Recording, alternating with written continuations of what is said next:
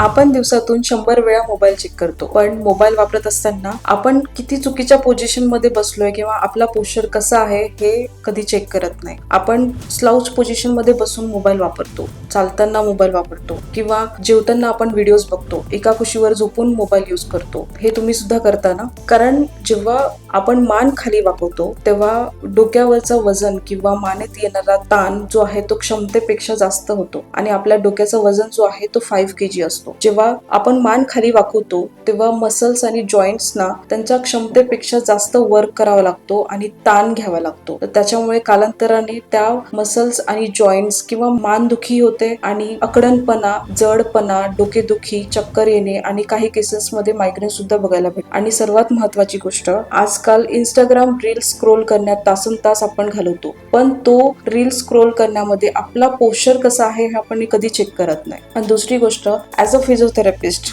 किंवा फिजिओथेरपिस्ट होण्याच्या नाते मी दररोज सगळ्या पेशंट्सना जे नेक पेन आहे त्यांना बघते, तर त्यांना असं वाटतं की नेक पेनचा रिझन वय किंवा विकनेस किंवा स्ट्रेसमुळे आहे, पण कधी कधी साधारण फक्त मोबाईल चुकीच्या पद्धतीने यूज करण्यामुळे होतो. मोबाईल वापरणं थांबवणं शक्य नाहीये, पण तेच योग्य पद्धतीनं वापरणं हे नक्कीच शक्य आहे. तर तुम्ही जेव्हा मोबाईल यूज करसाल तर तुमचा जो पाठ आहे एकदम सरळ पाहिजे आणि पाठ जो आहे तो टेकलेला पाहिजे आणि दोन्ही पाय जमिनीवर टेकून तुमचा मोबाईल एकदम डोळ्यांच्या स्क्रीन समोर असला पाहिजे. ही तुमची पोझिशन असली पाहिजे. तुमचं लक्षात ठेवा, तुमचा मान जो आहे तो मोबाईल स्टँड नाहीये, तर दुखापत किंवा पेन होण्याचा वेट करू नका. तुमचा पोश्चर आधी सुधारा. थँक्यू.